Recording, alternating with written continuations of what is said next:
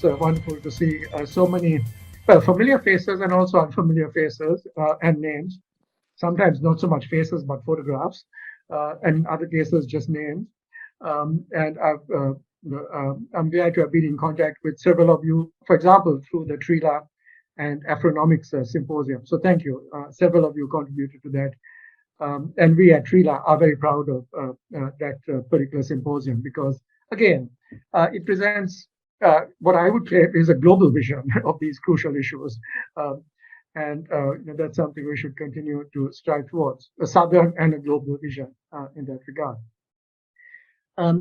When Nicola was kind enough to invite me, she gave me a fairly demanding set of instructions. So I was to not just give a lecture, but somehow suggest how this lecture is, in a way, representative of TWAIL, and how it suggests something about TWAIL approaches to a particular topic. So it's a question not only of dealing with the substance, but also perhaps reflecting upon the methodology, perhaps a little bit, and suggesting ways in which particular methodologies might be used to try and look more critically at various aspects of international law. And also, I just welcome the chance. James was just saying that James claims that he wants to retire, whereas I feel I have a far better claim to be making that type of assertion. I'm older than James. One thing that keeps me going, I suppose, is being able to engage with all of you. All of you are the new generation doing all this exciting cutting edge work. And so it's a chance for me to find out really what's going on in the world. I tend to be stuck, as my lecture will suggest, I tend to be stuck somewhere in the 16th century, or maybe sometimes I make it to the 17th century. But all of you are dealing with much more current issues. And so I welcome, just a general discussion after the lecture and Humphrey's comments about TWAIL and Afronomics and things in the state of the world in general, you could say. Let me also thank Humphrey for agreeing to serve as commentator. And it is especially brave of Humphrey to do this because I don't have a paper. So he is going to comment ad hoc, as it were. He's going to extemporize. So this is the sort of thing that we were trained to do, when we were taught how to, become good mooters or debaters or whatever it is. So Humphrey, thank you. And thank you for not making any kind of request, saying, where's the paper? Because, in fact, I don't have a paper. I just have a series of ideas. I mean, this is a project I've been working on, I would say, for 10 years, but I haven't had the chance to really, sit down and write it out. So these are, you could say, this is a chance for me to actually try and put something together. I've given a few lectures about this, but refine it a bit further. And who knows, I might eventually get around to writing it. I've sort of done that, but I welcome your comments as well.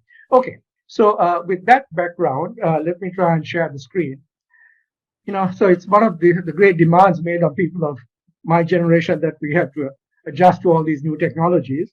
But I suppose they do have certain advantages, which I shall try to use. So let me share the screen. Can I share the screen? Oh, okay.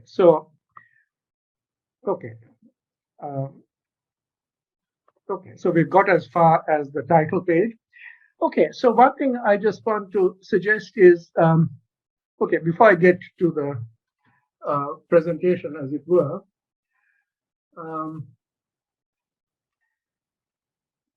one thing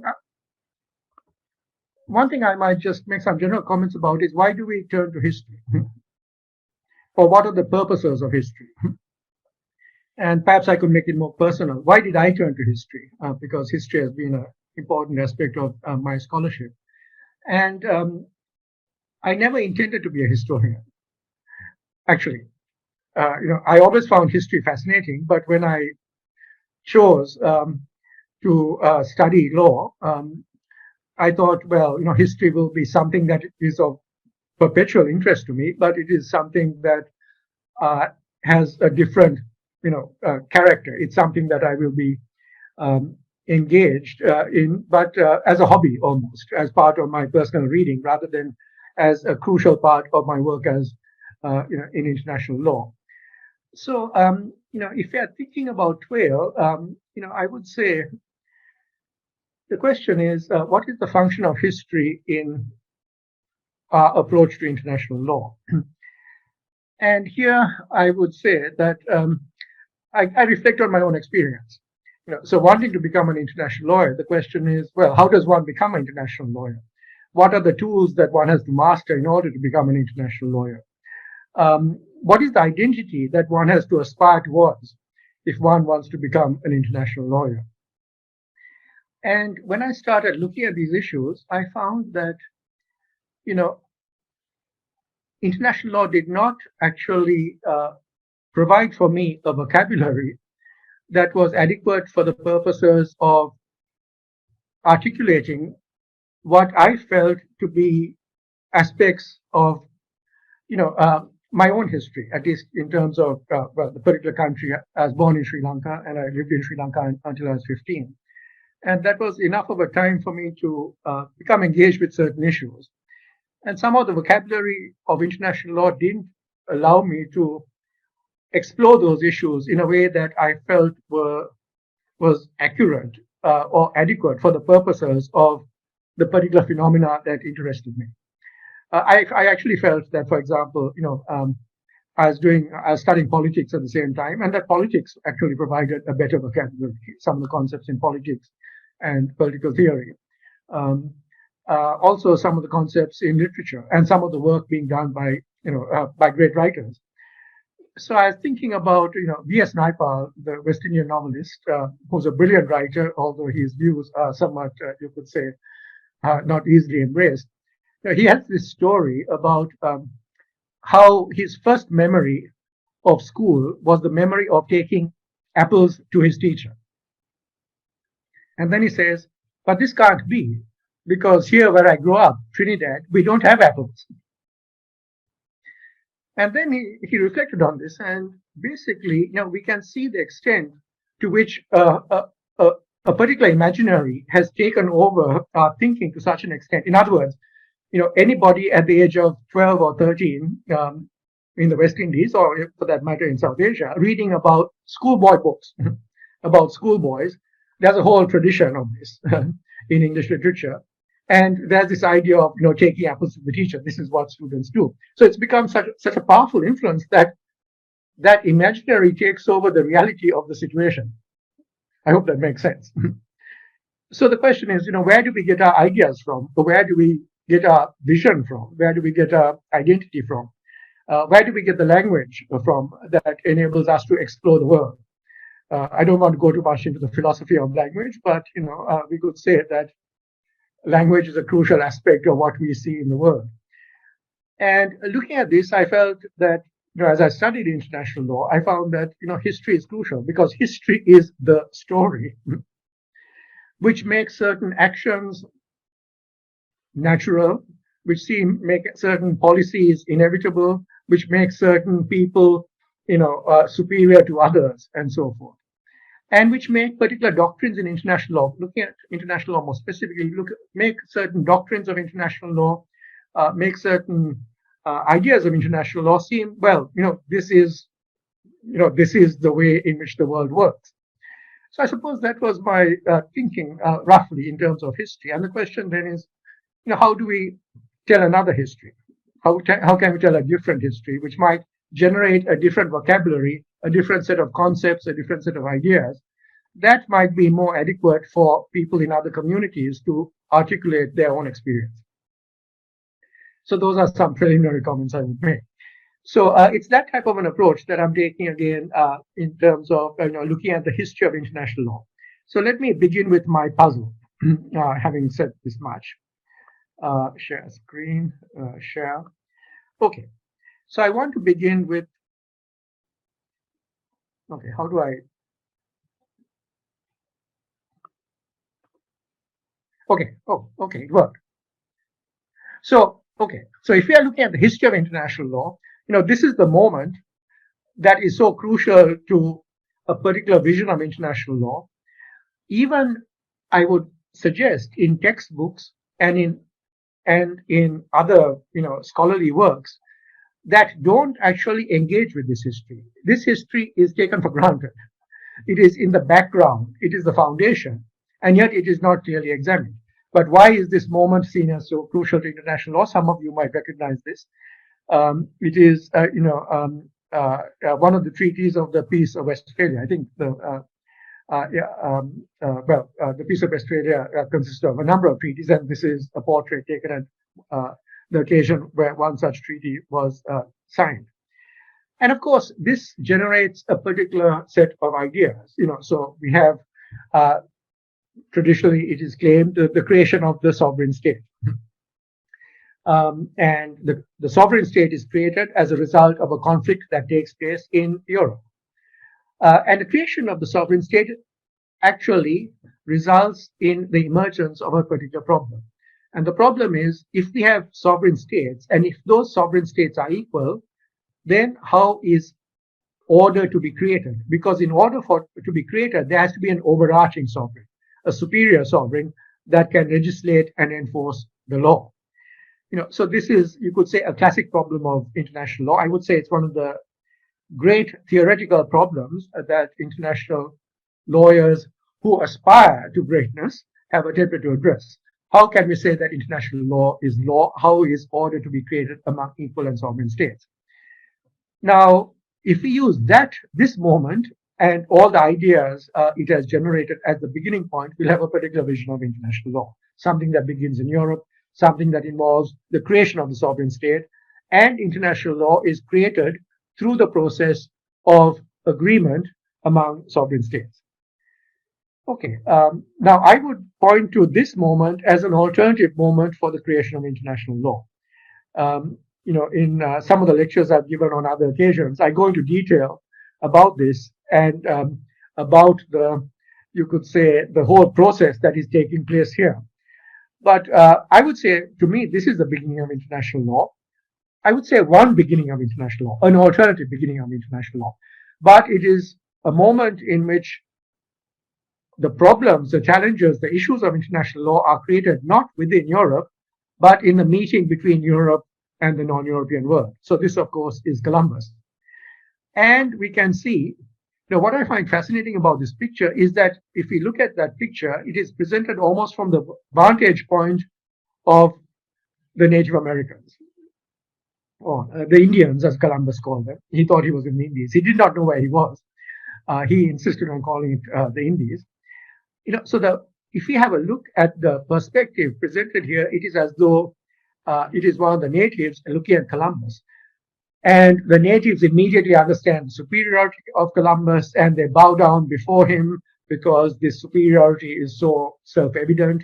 Perhaps, Columbus as a representative of the divine, we see the cross in the background, and the Indians instantly understanding, their encounter with the divine and bowing down and offering homage and so forth. Well, of course, that is the way in which the West presented itself. So can we see in this picture the way in which it seems to be the perspective of the Indian viewing Columbus, but in fact, it is a Western vision of the Indian viewing Columbus. In other words, it is the Western perspective that speaks for the Indian and represents the Indian in this encounter. And, it raises the question, how would the Indians, in their own vocabulary, if they had the opportunity to present a portrait of this encounter, how would they have done it? But to me, it raises a fundamental difference in the way we should approach international law, because in this moment, it is not so much a question of the meeting of sovereign states. It is a way in which, Columbus is actually in the process of taking possession of the Indians and their lands. It is a legal act that he is actually engaged in. And all this paraphernalia and all this ceremony is connected with that. On other occasions, I would read out the letter of Columbus to establish this point, but I won't do that at this in this particular lecture, except to point out that if we look at this picture as an alternative, we can see a number of different issues, a number of different problems emerging here. Okay, so next slide. Okay, So here, let me turn to my theme of the question of the alien in international law. So I want to begin with this quotation. It is an accepted maxim of international law that every sovereign nation has the power as inherent in sovereignty and essential to self-preservation to forbid the entrance of foreigners within its dominions, or to admit them only in such cases and upon such conditions as it may see fit to prescribe. So this is Mr. Justice Gray, a prominent member of the U.S. Supreme Court. And of course, we're not surprised to notice that this is a case involving an Asia, Nishimura Ekyou versus the United States. And what Mr. Justice Gray is emphatically presenting is a maximum of international law. Every sovereign nation has the power as inherent in sovereignty and essential to self-preservation to forbid the entrance of foreigners within its dominions. In other words, the sovereign state has an absolute right to exclude foreigners, to exclude aliens. And this is something that we would see as, being a fairly familiar idea, because it is the idea that I would argue still dominates current thinking about sovereignty. Despite, for example, the Refugee Convention, which is a very, you could say, limited, qualified exception to this basic rule. Okay, now this is the situation in 1892, as stated by a member of the U.S. Supreme Court.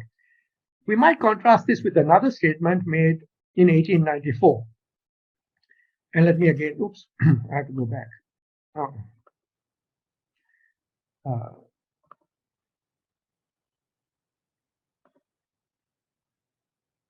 Okay, I'm going forward rather than back. No, okay. Okay. Hopefully I'll keep it here. Right. So here's another quotation, and this is in 1894. When the people of European race come into contact with American or African tribes, the prime necessity is a government under the protection of which the former may carry on the how can I get rid of this? The complex life to which they have become accustomed in their homes, and which may prevent that life from being disturbed by contests between different European powers for supremacy on the soil, and which may protect the natives in the enjoyment of a security and well-being at least not less than they had enjoyed before the arrival of the strangers. Can the natives furnish such a government, or can it be looked for from Europeans alone? In the answer to that question lies, for international law, the difference between civilization and the want of it. And this is a statement made by Professor John Westlake, who was the UL professor, I hope I pronounced that correctly, the UL professor of international law at Cambridge, a very distinguished chair, which has been held by very distinguished scholars. And Professor Westlake was writing in 1894. So again, when the people of European race come into contact with American African tribes, the prime necessity is a government under the protection of which the former may carry on the complex life to which they have become accustomed in their homes. So this is a rather interesting statement, isn't it? Because it seems that with Western sovereignty is absolute over its own territory. Foreigners can only enter if the Western sovereign permits it. On the other hand, if we talk about, here we are talking about the Native Americans, we're talking about Africa, and in a different context, Asia as well. In this context, we have an entirely inverted type of arrangement. In this context, a proper government can only be said to exist if it has a system in place which allows the foreigners, the people of European race, know the language. It is only if the people of European race can enjoy the complex, of course, this is a complex life, the complex life to which they are accustomed, that the foreign government, the African government or the Asian government can be said to be a proper government. So that is quite a startling reversal if we think about the situation. If we consider that this is very old-fashioned of me, but can I just ask that if any of you are in a position to, I find it strange just to talk to myself. because it does help me if I have the opportunity to actually get a sense of the audience. So if you feel that you can open your screens, that would be very welcome. So can we see the contrast? Right, guys. Guys, if you could please turn on your cameras, I think. It's not imperative, but it would be welcome. Let me simply put it that way. Hi, Harrison. Good to see you. Congratulations again. Amazing job you did with the Sri Lankan WTO team. So can we see that difference? That according to Westlake, it is only if this non-European government creates a system that allows the European foreigners to enjoy the complex lives that they've already enjoyed. In other words, if you're Thailand, you've got to create a system of law and order that would enable the French to enjoy the complex lives that they would within Thailand that they would enjoy in France. Can we see the issue? There's a lot to unpack in that passage, in various ways, but that's the basic argument. And it is connected, and it's interesting because here we have an explicit reference to race, people of the European race, right? Westlake mentions race right up there. It is, decisive. Race is the marker. So race is there, and there are also ideas of governance and civilization. And, I think by now, as a result of TWAIL scholarship, we know that the whole concept of civilization has been used as a way of excluding entire communities from proper membership in the family of nations, or even from legal personality. If you're uncivilized, you can't be sovereign. If you're uncivilized, you can't own land.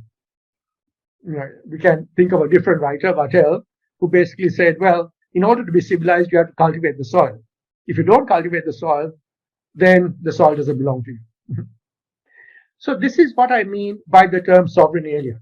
That's where I get my title from. In other words, can we see that in the context of the West, the alien is completely excluded? The alien is completely subject to Western sovereignty. Western sovereignty can completely exclude the alien. And if allowing the foreign alien, well, that's a tautology, but allowing the non-European alien in, well, that's entirely at the discretion of the Western sovereign. When it comes to the non-Western sovereign, however, that non-Western sovereign would only be recognized as sovereign to the extent that the European alien can enjoy the complex life that that alien is accustomed to enjoying back in Europe. Can we see that fundamental contrast? In other words, in the second reading, it is the alien that defines the sovereign, rather than the sovereign that controls the alien. So this is why I've said this alien, we tend to think of aliens as being the most powerless of all, individuals. The alien is the refugee. The alien is the migrant worker. The alien is the stateless person, the most abject and powerless person. But what we see here in the writing of Westlake is an alien who is so powerful that it is the status of the alien who defines the non-European sovereign. Okay, so that's the project. Where does this alien come from? Is it recognized in international law? What happens to our established conventional understanding of international law if we try to trace the history of the emergence of this alien? So this is what I would call a TWAIL approach. So I hope you can see now the connection between what I've mentioned about history and how if we take a different moment, a different geography, a different set of actors, if we take a moment in the colonial encounter as the commencing point of our inquiry, and if we then try to focus on a vocabulary that would help us understand that encounter, we might think differently about international law. Okay. So where does this figure come from? Is there a history to this figure that I call the sovereign alien? Okay, so that's the next issue. Okay, So here's my attempt to trace the history of this entity. Oh, okay, I have the share screen. Okay, sorry. Okay. Okay, now I've written one of my first works was about this great scholar, I would call him a great scholar, Francisco Vitoria, who wrote on the Indians lately discovered. I keep going back to the writings of Vitoria. So I don't know whether this means that I'm sort of stuck in a rut, or whether I have a particular preoccupation with the writings of Vitoria, or because they are so fundamental to our understanding of international law or Western international law that we have to, continuously engage with this. So we see in Vitoria the beginnings of, one aspect of this particular alien. Vitoria said, writing in 1530. And by the way, Vitoria is trying to give a legal account of precisely the moment that I illustrated in my earlier slide, when I showed the moment of Columbus arriving in what he called the New World. Vitoria had to give a legal account of how it was that Columbus could actually, and all that followed, the Spanish, how they could make a valid claim to taking possession of that entire, continent and the people within it.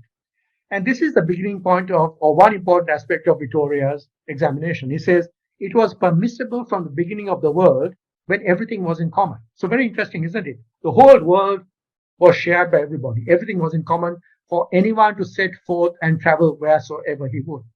In other words, the right to travel anywhere was fundamental to this particular vision of the world. And therefore, it is certain that the Aborigines, that is the people of the Americas, can no more keep off the Spaniards from trade than Christians can keep off other Christians.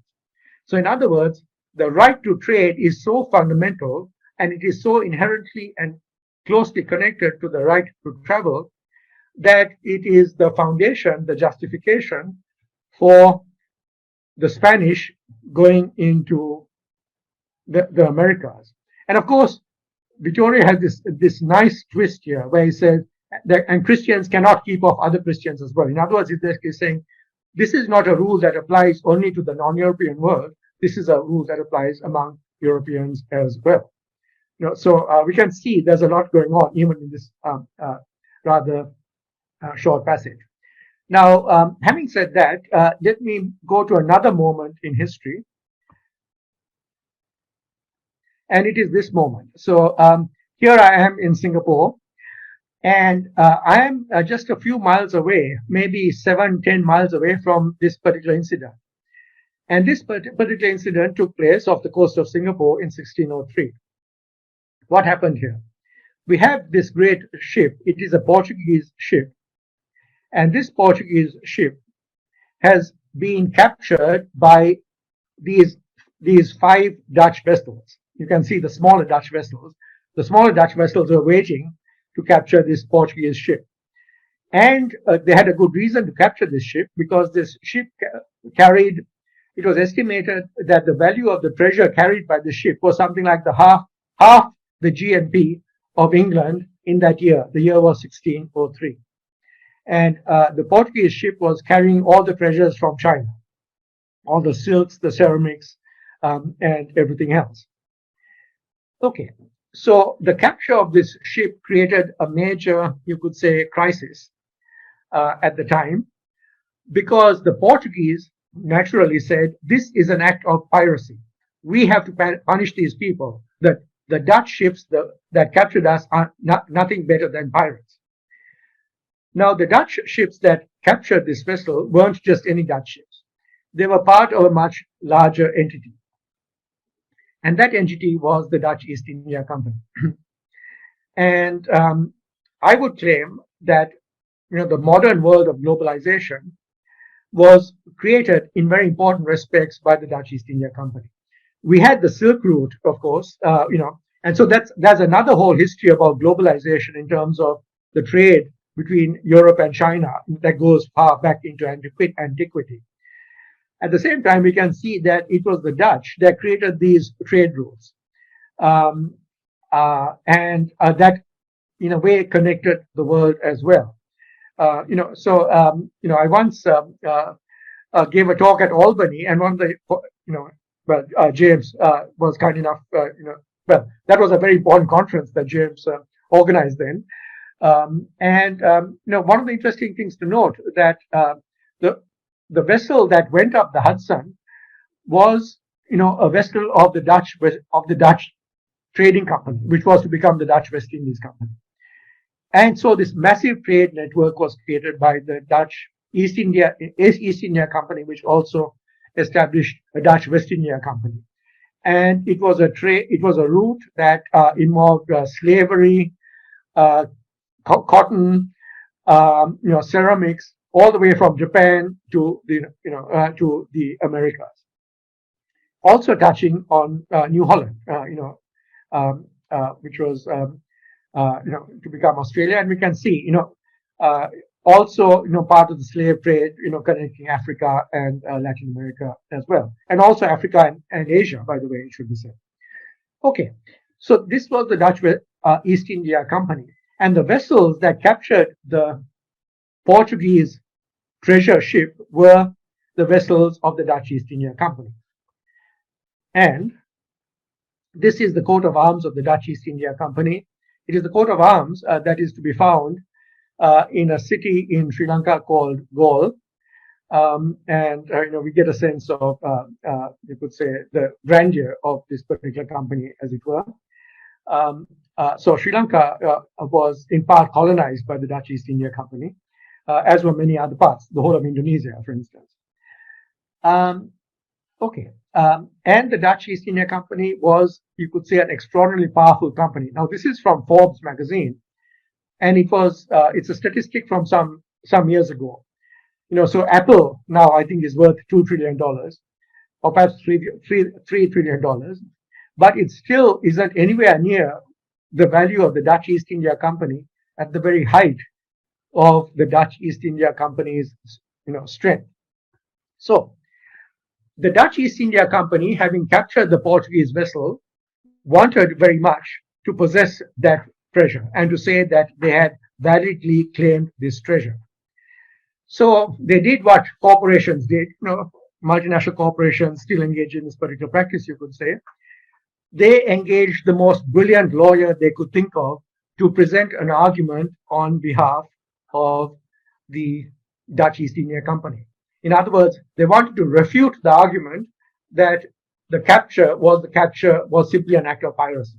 They wanted a brilliant lawyer to argue, no, we captured this in a manner that was perfectly legal under international law.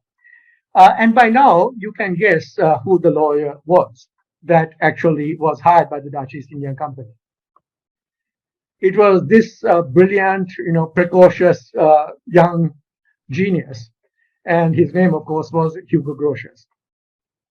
So here again, we might go back to another theme of TWAIL, which is to say the same phenomenon or even the same individual can be looked at from different perspectives. So Grotius is usually studied in terms of the Peace of Westphalia, because he was the theorist who gave the foundation or the ideas that in many ways animated the Peace of Westphalia. But that is what I would call the Western Grotius. We have another Grotius, which is the Eastern Grotius. The Grotius who was the lawyer for the Dutch East India Company, the most powerful multinational corporation that has ever existed. So then I suppose the question might be raised, well, is it just possible that rather than think about Grotius, the Peace of Westphalia, and the sovereign state, we might think of Grotius and Singapore and the capture of this ship and corporations? So it raises the question. And I will simply present the question. If we see Grotius, let us take the Western idea of Grotius at face value. If we see that Grotius as being the creator of international law, is it possible that Grotius created international law for a corporation? Given that his first major work was for the Dutch East India Company. Okay, so then let's see what Grotius actually argued, in terms of this figure. So let's go back to sharing. Share screen again. This is the young Grotius, and this is what Grotius argued.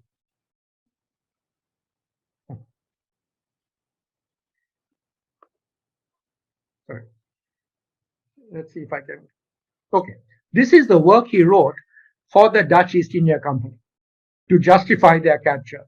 It is a work that we know of as being the Free Sea. I'm sorry, I don't have the Latin, to read this in the Latin. Some of you might do this. And this picture is a picture of the copy of Grotius's work that is to be found in the Peace Palace, in the library of the Peace Palace at The Hague. So, Grotius wrote a short work called The Free Sea, but that short work was part of a much more extensive work that goes on for something like 500 pages, or actually more than that, 600 or 700 pages. And that is called the Commentary on the Law of Price and Booty. So Grotius, he was hired to do a particular job, but the problem was that Grotius was a scholar. So he wrote a short work, which was the Free Sea, but then he wrote a much longer work, which is the Commentary on the Law of Price and Booty, which went on for hundreds of pages. And it is in that work that we find many of his most elaborate thinking about questions about sovereignty, trade, non-European people, and the whole question of rights. So what does Grotius say in the Free Sea? So this is what he says, and we can see the connection with Victoria. Access to all nations is open to all, not merely by the permission, but by the command of the law of nations. The command of the law of nations. So that's, again, a very Victorian idea, the idea of trade. And trade for Grotius was crucial to the whole issue of self-preservation. And that's why I've titled this Rights and Self-Preservation. And Grotius, in order to elaborate on that argument, proceeded to say neither the sea itself nor the right of navigation thereon can become the exclusive possession of a particular party, whether through seizure, through a papal grant, or through prescription, that is to say, custom. And this is a fascinating argument, at least to me it is fascinating, because the Portuguese had argued that because they were the first to go around, the first European power to go around the Cape and enter the East Indies, that they owned the sea. Or if not the sea, they owned the sea route. So, for those of you who are interested in intellectual property, Titilayo, I think you're somewhere here. Here's a question of intellectual property. Can you claim property in the sea? How would you develop that claim? Or can you claim that because you discovered that route, that you can somehow patent that route? But can we see the crucial issue led to Grotius look at this whole issue in detail of what is property? How do you acquire property? What is the difference between individually acquired property and common property? All the fundamental questions I would suggest that are now so important for intellectual property law are to be found in that short work, The Free Sea. So Grotius said the right to trade is absolute. It is commanded by the law of nations. And because of that, the Portuguese argument that the sea belongs to them is ridiculous. So can we see here, there's an interesting question about trade, property, sovereignty. Can we see all of it being, really caught up in a very complex way? And all this in a fairly short book. It's on my shelf. I would show it to you. But anyway, it's free, available free. It's available on, just look for it there. Okay. Next slide. So what does Grotius then proceed to say about this crucial right of self-preservation? He then says, the examples afforded by all living creatures show that force privately exercised for the defense and safeguarding of one's own body is justly employed. Furthermore, such force is also just when the purpose is defense or recovery of one's property, nor is it less so when employed for the collection of debt. So very interesting, isn't it? This idea of self-preservation. We can see that it sees self-preservation in a very fundamental way. Physical integrity, exercise for the defense and safeguarding of one's own body. In other words, he's arguing that you can engage in self-defense if you're doing so for the purpose of, in these circumstances. But it's very important to note it is not only physical self-preservation that is at stake here. It is also economic self-preservation. Can we see the reference, in defense or recovery of one's property or the collection of debt? So can we see here that a particular idea of personality is emerging? It is a personality that is intent on self-preservation, physical self-preservation, but also, of course, intent on economic self-preservation. Can we see that? And trade is crucial to economic self-preservation for Grotius. So can we see also how trade becomes so fundamental then? So fundamental, in fact, that it trumps sovereignty. Can we see that? Okay. So, well, there's a lot to take in, but so I'm just sketching some of the lines of argument that we might consider here. Okay.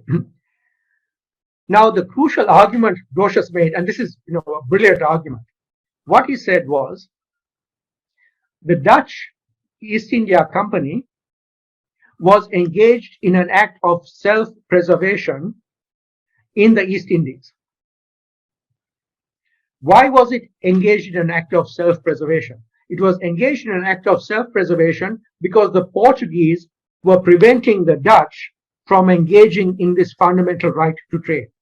Because the Dutch also wanted to trade with the East Indies, with the people, with the communities here in Singapore, right here, and in the East Indies. And the Portuguese were preventing the Dutch from doing this. So can we see then the argument is you are infringing on our economic rights, our right to trade. And if you are infringing on our fundamental rights, then we have a right to engage in self-defense.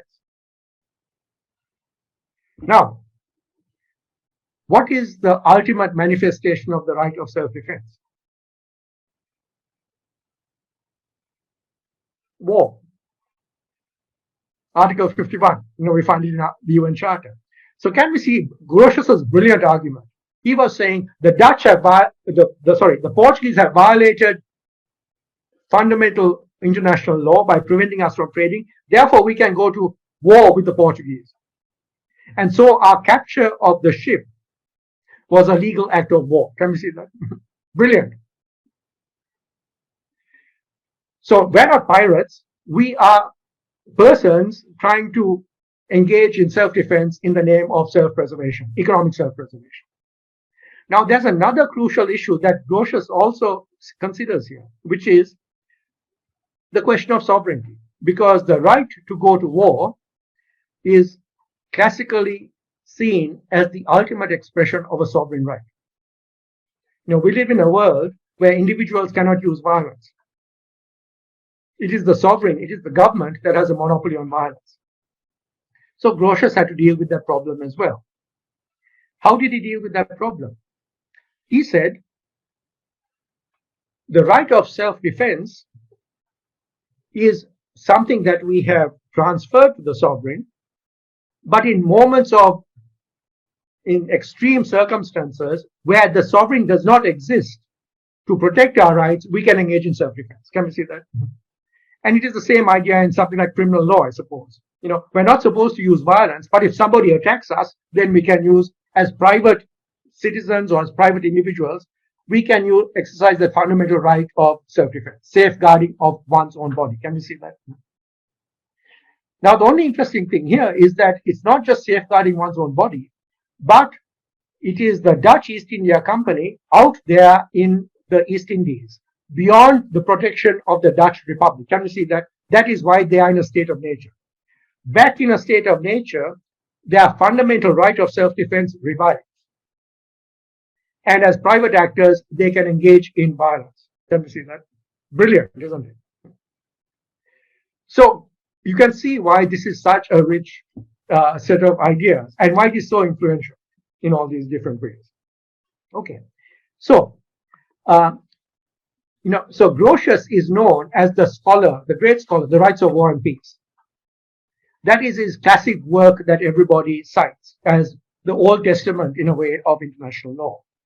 But my argument is, again, using the TWAIL argument of looking at another history, my argument is a crucial text is the Free Sea and the commentary on the law of price and booty.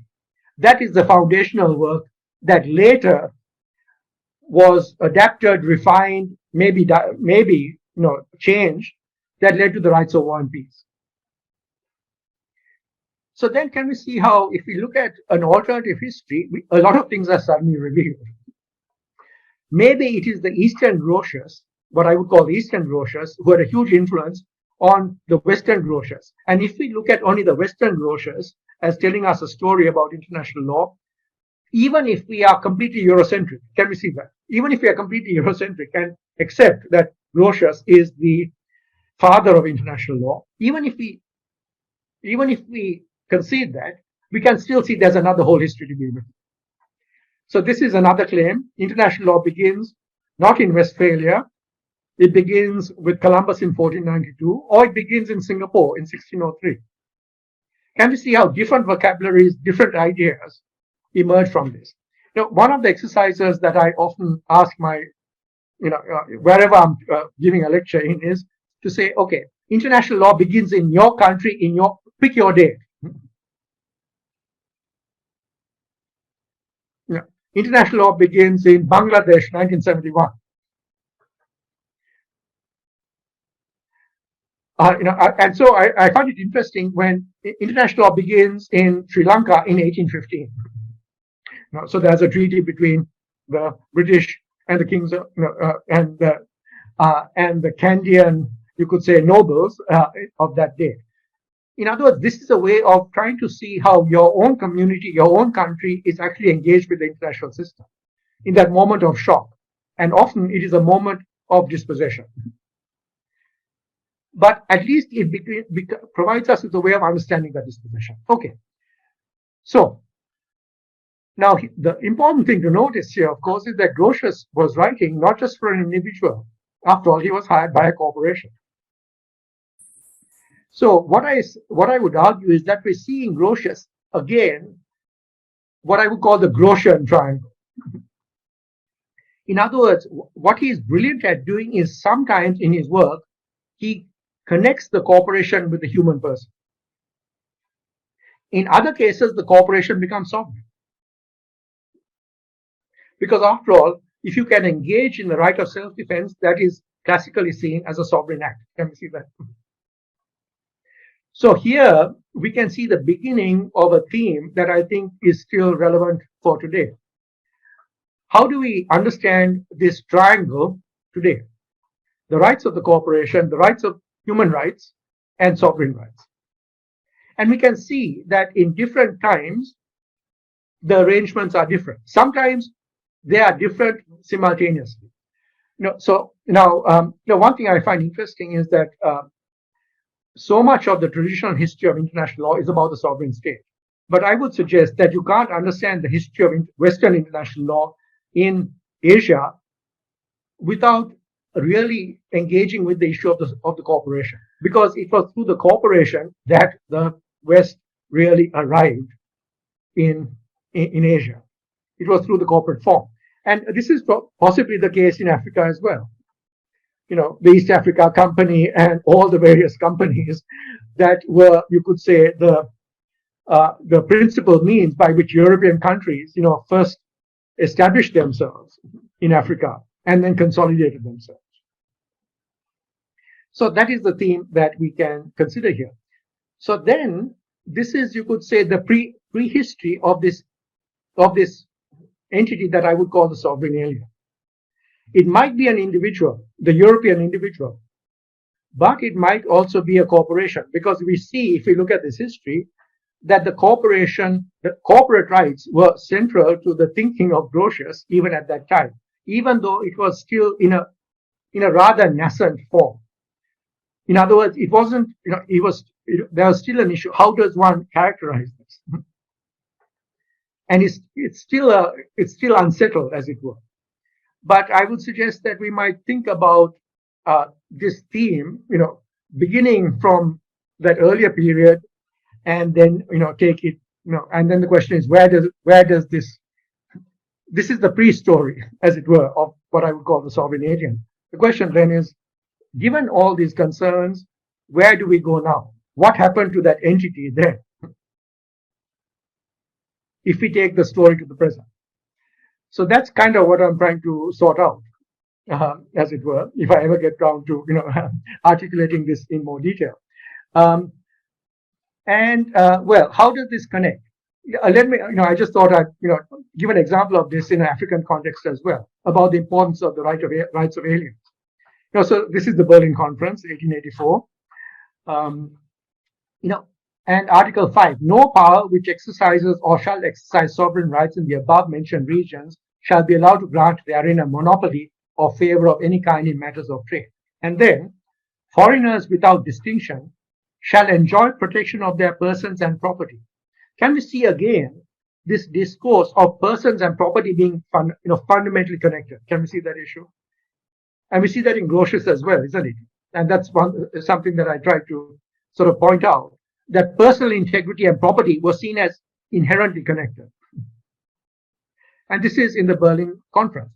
The protection of their persons and property, as well as the right of acquiring and transferring movable and immovable possessions, and national rights and treatment in the exercises of their professions. Very interesting, isn't it? In other words, if you're a doctor in France, your qualifications should be recognized in the Congo. Can you see that issue? Now, it's a very early example of a theme that is very current. Our qualifications, our professional qualifications in one country, recognized in another country. Should that be, to what extent should there be recognition given? But it makes complete sense now. Can we see that? It makes complete sense because we understand that as part of a person's property is the issue of employment. Can we see that? For most of us, all we have is our labor.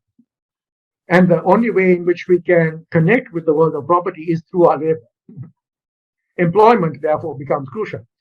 So then, of course, there's another story to be told about slavery. How does this fit into this? Because there we have another set of discourses by which people are turned into property. And once they are turned into property, they are, become the means by which the property owners can, further their wealth. And all the time, the act of slavery is protected under this set of ideas. Can we see that? Property is fundamental. The protection of property is fundamental. And slaves are property. So we can see, that sort of dimension to the set of issues as well. And then we ask, well, what about that human being? Right? We're talking about self-preservation and rights. But what about the rights of those persons who become slaves? What happens then? And that's where we have to look at issues about, race and all those other discourses of exclusion, which say, well, basically, these people are no longer people. They're not people. They are property. Okay, so you can see how personality and property are also connected in that regard. Okay, where to go now? So, one line of inquiry, and I've been inspired by the work of Tendai Yachumi. Some of you might know of this brilliant article, and if you don't, please read it. Migration as Decolonization, where she makes the very powerful argument that we should think about migration from the south to the north as being an act of decolonization. And she points out, for example, that millions of people from the west had no difficulty at all in settling in all parts of the world.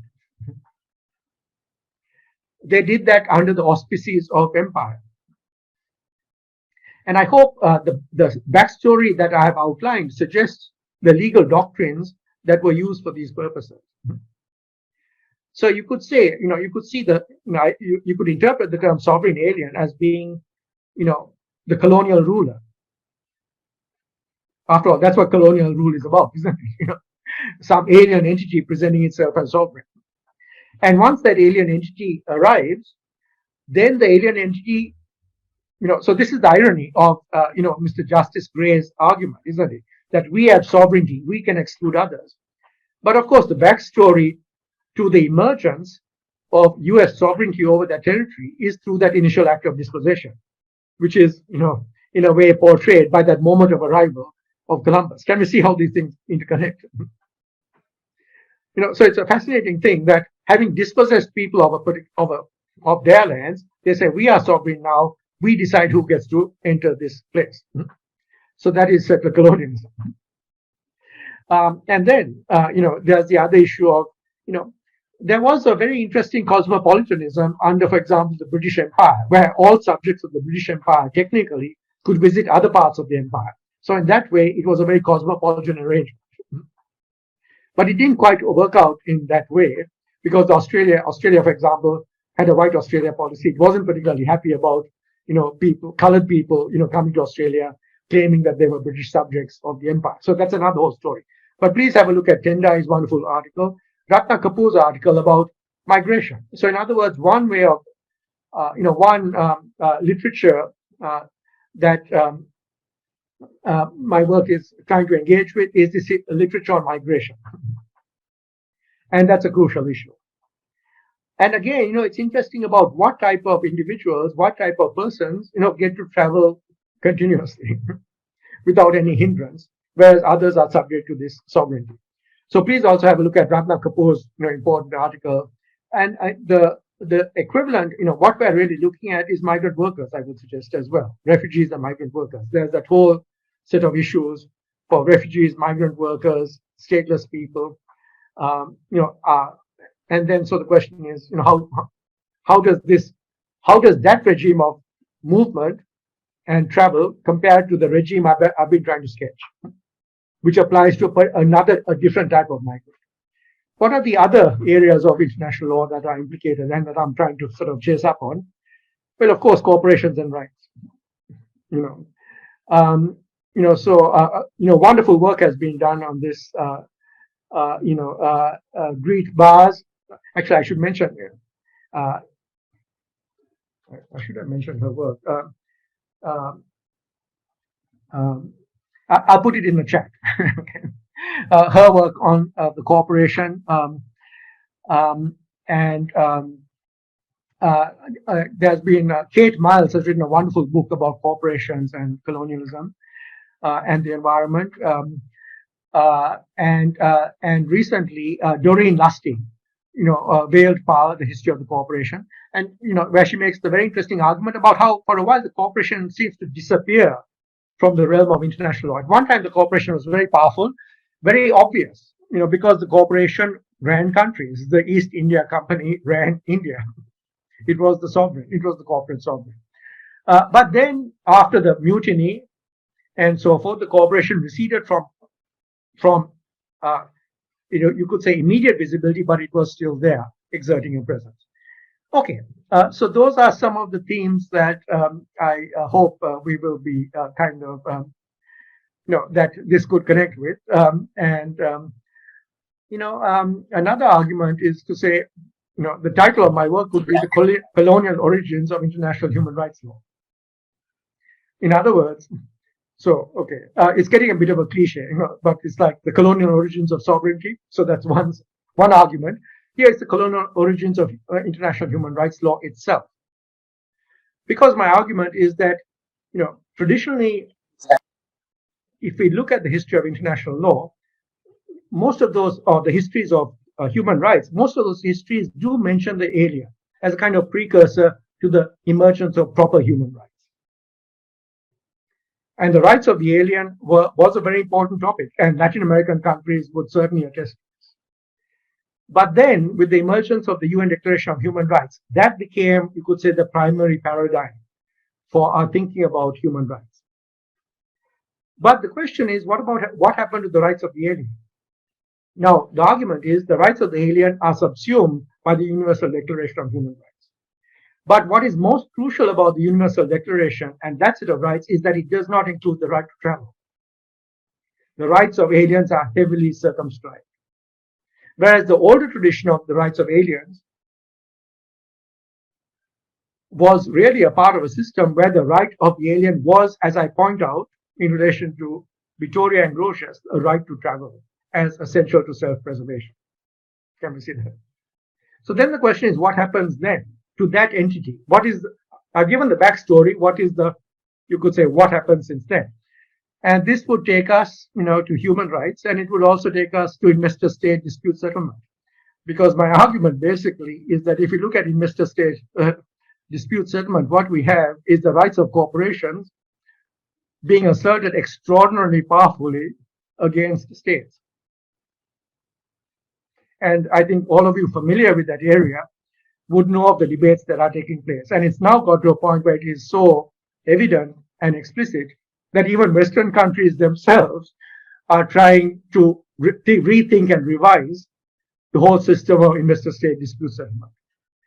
And we can see this fascinating situation where once more the corporation has emerged. The corporation can sue the state under international law. And in the system of investor-state dispute settlement, the state cannot sue the corporation under international law. It can sue the corporation under its domestic law, but as we know from many cases, in suing the corporation or taking action against the corporation in domestic law, it could simply trigger an investor-state dispute settlement process. Its own action could itself be the violation. So can we see then, we might go back to the 19th century. This is a situation where it is the alien sovereign that really prevails over the conventional sovereign, as it were, in this particular regime. Okay. Where do we go from here? Well,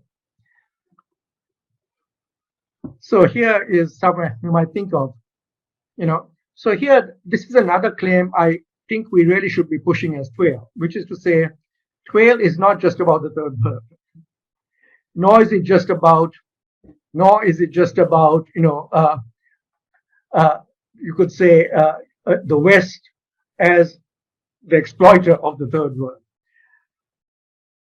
So, what I like about this quotation from Fanon is, for Europe, for ourselves and for humanity, comrades, we must make a new start, develop a new way of thinking and endeavor to create a new man. Now, of course, he could have said a new person. That might have been better. I'm not sure how well Fanon dealt with gender issues. But can we see the aspiration to say, what we are doing, I would like to think in TWAIL, is of significance not just to liberate the third world, but it has this far more ambitious, you could say, project, which is, what it means to be human in these circumstances of continuous crises, and in a time when a very narrow idea of what it means to be human is animating our whole project of human rights and everything else. Okay, I've gone on for much too long. Humphrey, you've been very. I'm sorry, I've gone on for much too long. Apologies for that, but let me stop there. Thank you. Thank you so much, Professor Anghie. Thank you so much. That was by all standards such a wonderful lecture.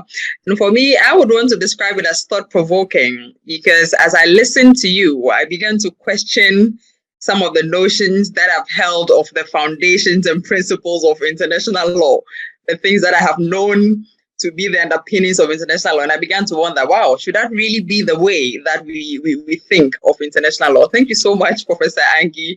Would want to hand over very soon to our discussant, and I'd want to introduce him to all of us very briefly. So our discussant today is in the person of Mr. Humphrey Sipalla. He teaches at the Kabarak University School of Law, and he's an editor-in-chief. He is the editor-in-chief of the Kabarak University Press. Since the year 2000, he has edited text across various fields, especially in theology, philosophy, and law, and has worked in communication and advocacy, especially centered around the African human rights system.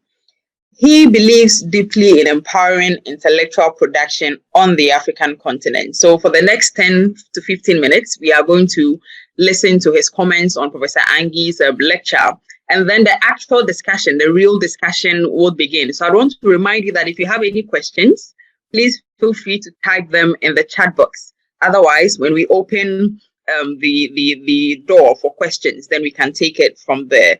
So I'd want to hand over to you at this point, Mr. Sipalla. Thank you. Thank you so much, and thank you, Prof Anghie, for the excellent exposition of where international law comes from. Particularly its naughty recesses, if we could call it that. Always an honor to be in that presence and to listen to you. I was reflecting a bit about what you said about trying to prepare for this, and I'm not too sure whether this is more foolhardy or brave. And anticipating the conversation, I thought to myself, it's certainly going to be about TWAIL and history, so let's see how it will go. I would say, when I think of TWAIL and history and the history of international law, I'm kind of two minds. The first is to think, in one context, there's this horrifying possibility that Grotius was actually discharging a kind of TWAILian mandate. Because I think, about 200 years prior to his writing, maybe 150 years prior to it, there's the Treaty of Tordesillas, which Portugal, and I don't know, that word always sounds to me like tortillas, but Tordesillas, where Portugal and Spain essentially have this one treaty where they divide the world into two. You take the West, I take the East. And I would wager the claim that, in fact, Portugal's vehement opposition to Dutch entry into its territory proceeds from what it considers to be its rights in what is essentially a bilateral treaty. I mean, talk about arrogance. So one could say, even as Hugo Grotius says, this is an act of self-preservation. I mean, you could see almost like an underdog assertion that we have a right to claim some space in this game as well. I mean, one kind of thinks, I mean, if this is true, then what interest is it in us to essentially try and deconstruct this unfair system? If there is a chance that your country could become a hegemon, I'm thinking of, say, my contemporary in China, who young scholar thinking about, what his country will be 20, 40 years from now. You kind of would want this unjust, skewed system to remain, because it is the same basis that allows China to wiggle into spaces that are supposed to be other people's domains. It is the same space that allows us to I'm trying to think of, Brazil or Nigeria, South Africa, the big countries in the South. And that's why I'm fascinated that you close with this Fanonian exhortation that let's be serious about this. This is about humanity. But I think in a kind of SWOT analysis, it seems to us that maybe the most persistent, tenacious opposition to the TWAIL project may actually come from our own country's tendencies to want to be hegemons in our regions. This is certainly obviously true for Kenya in its region, where this very recent Somalia-Kenya maritime dispute, which the judicial phase is over, but the actual implementation is yet to start. And this is one of the areas where we will see a southern country being quite hegemonic to another southern country on precisely the same terms as the Treaty of Tordesillas, and then later on the Hugo Grotius tradition of trying to assert a right to wiggle into other people's spaces. I was kind of struck by the presentations of this moment, this Columbian moment, which is quite manufactured, as quite obvious. It's interesting that it is depicted Obviously, from the European point of view, of this glorious arrival of U.S. forces into Baghdad or something, with such, that they assume they are welcomed with such grace. But it's curious that they do not. Let me use probably more categorical terms. There is an omission of the moment when Columbus meets the actual sovereign who was governing the territory he lands on. And I wonder whether it was him who would have trembled as the majesty of this, Caribbean Taino sovereign. And I think that silence in that discourse is critical for us to understand the nature of the injustice. The presentation of what happened is quite fantastic. It's a fantasy of success, because I think if you give an example of a later encounter, let's not forget that Columbus is he may be a hallowed civil servant, but he's just a civil servant. He's not the sovereign. He's not a member of the royal family. Let's put him in his place, in his society, in his tradition, in his time. When he encounters a proper sovereign, I would love to see that picture. If ever someone invents a time machine, please, can you book me for that, to just go and watch that moment as he views this southern sovereign in all his splendor. Against Marco Polo does a better treatment of better rendition of this moment, because these agents of European states that are sent, of these agents of European companies that are sent, are not the owners of the companies. They are not royal family. They're not big in their country, so they must have trembled at that sense of sovereignty. One thinks of maybe then, and this is one that can be easily researched, can be easily found out, the way the British were interacting with Shah at the height of his power in South Africa, in what would later become South Africa, as they approached the splendor of his Bulawayo crown. And I think if we imagine that moment and imagine the silences in these pictures, it allows us to see what needs to be done, kind of, and what our role should be. Another moment, Prof, that you gave us a picture of is one of them. One of the Berlin conference.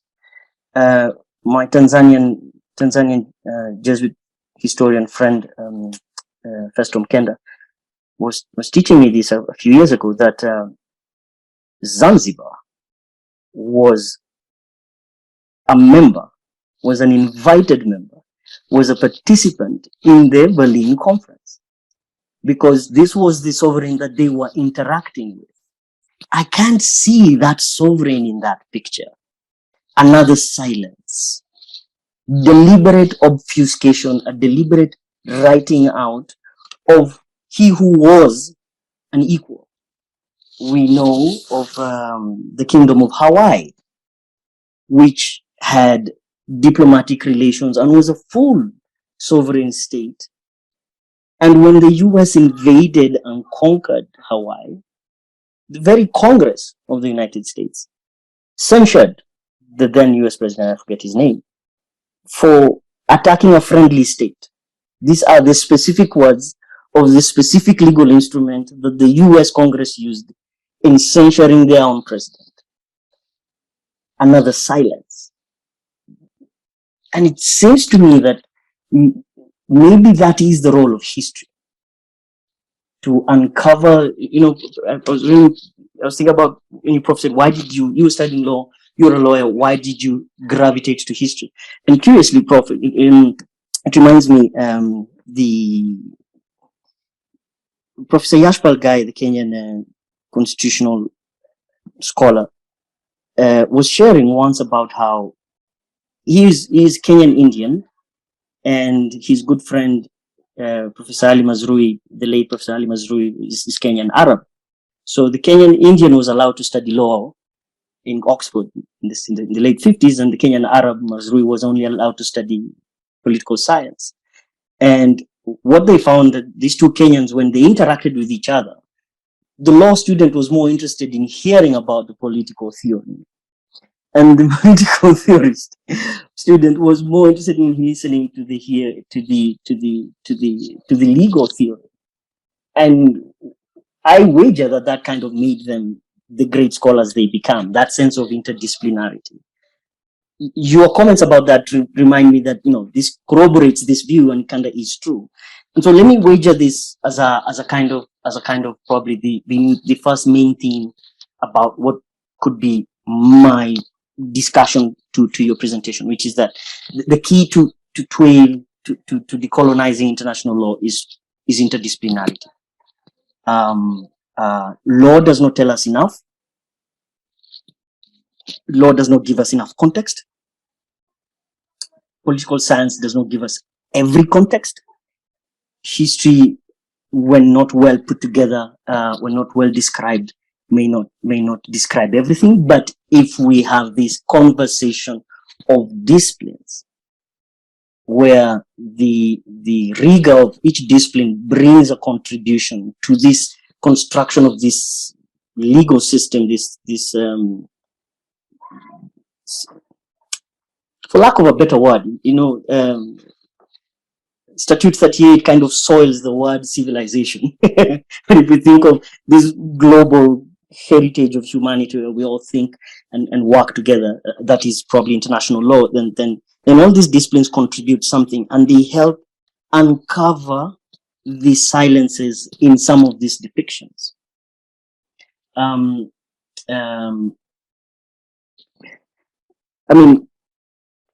If we think of, I'll just throw back a bit to so the first 1964, so 1963 May, the African independent states meet in a conference on independent African states in Addis Ababa and proclaim the Organization of African Unity. So the first real OAU summit is January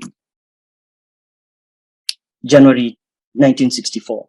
If you'll allow me to share just quickly, because I looked for this up while you were speaking, if I may just share this just for a bit.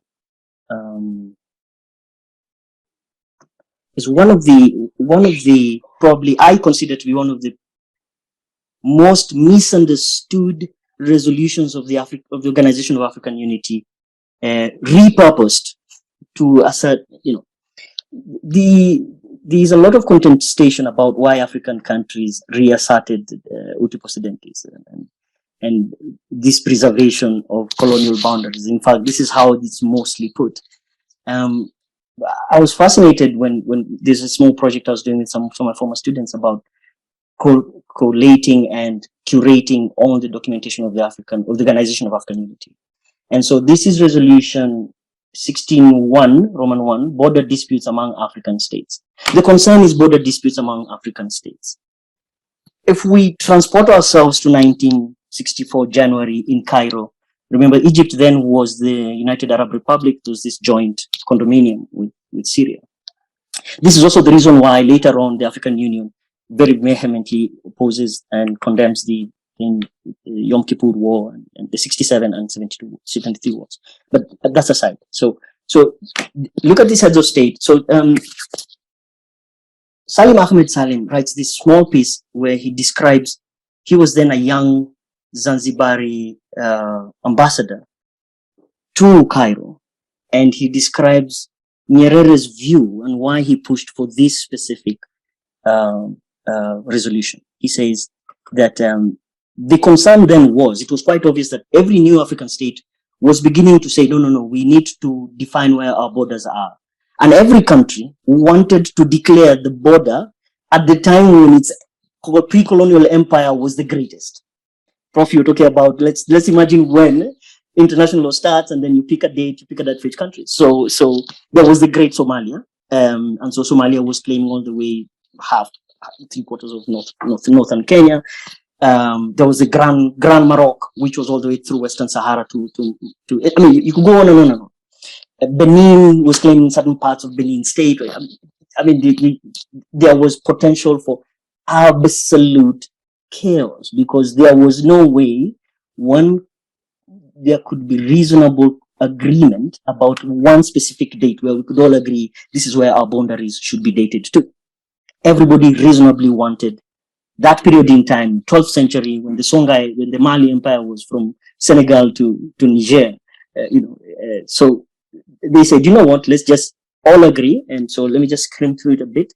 There's these recitals which are considering the border problems constitute a grave and permanent factor of dissension, conscious of the existence of extra African maneuvers, interesting, dividing African states, considering further the borders of the African states on the day of independence constitute a tangible reality, and on and on. And then, so they solemnly, if I may just truncate, solemnly declares that all members pledge themselves to respect the borders existing on the achievement of national independence. This resolution is quite practical. It speaks to the problem that they have at that time. And this allows me to jump into this one thing that I've been fascinating to be working on the last few years, about encouraging a kind of documentation, articulation of what could be called a subset of TWAIL, which would be African approaches to international law. The idea is this, that we must begin, it seems to me, if we are to fulfill this Fanonian exhortation, we must begin by almost throwing out that whole history and saying, no, I'm not going to consider what you thought you were doing that was right and that Eurocentric view. You almost have a right to keep your view. I will think about what my people are doing in terms of international law, what my people have done, and articulate that. Almost to say that it kind of like begs to reason that an African approach to international law the articulation of an African approach to international law would succeed its existence. And the same is true for TWAIL. That we are articulating TWAIL because it exists. We actually it's almost like we're not creating this. It must surely be there. And we are tracing down the histories, we're tracing down the silences and articulating the existence of something. And when we start from that almost equally arrogant point of view, as was Hugo Grotius being about the Treaty of Tordesillas, then we almost begin with the approach where we can construct this humanity that Fanon tells us to. And I think in one could say, it's almost an act of self-preservation. You talked about Article 51 of the UN Charter, but also nuclear weapons. This crazy holding in number 6 that in the event of the extreme, like, what do you mean? Like what? If there's extreme threat to the life of the state, then we all die. But one can critique this idea of let us create norms on the basis of self-preservation rather than harmonious coexistence. But I think if we are to move from self-preservation to harmonious coexistence, we need just the same amount of arrogance, but with a different motivation, almost, as it were. And this allows us to have some different imaginaries. Let me just close by saying something about my own experience and how I find myself interacting with challenging whatever considers itself to be normative international law. I just don't. Ngugi wa Thiong'o and Kichamu Kivaga were two lecturers and teachers of English in Kenya in the 70s who readily led a rebellion, a revolution really, and they brought together an association of teachers of English in Kenya and met in a school in Nairobi, which incidentally is called Nairobi School, incidentally which I went to many decades later, and asserted that they will no longer accept the teaching of English literature, that literature must first be taught in a new department, not English department, and we will only teach literatures in English. I wager, dare say, that was an act of self-preservation, because Ngugi and Chinua Achebe and others were already writing literatures that were not were not considered canonical enough. But it kind of helps you think about that sense of, when I see myself as I have a dog in this fight, then my attitude changes.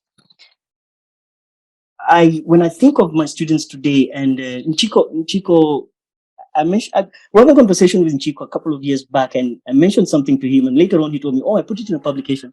And I was saying that we discovered, to our horror, that the best way for African to be westernized is to study in an African university.